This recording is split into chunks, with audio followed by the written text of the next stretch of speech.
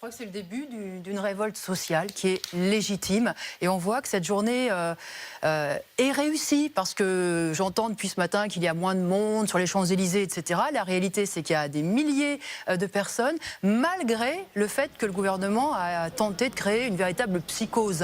Parce que toute la semaine, on nous a expliqué que Paris serait mis à feu et à sang, qu'il fallait surtout se terrer, disparaître, que tout se termine. Eh bien moi, je suis heureuse que ce mouvement continue.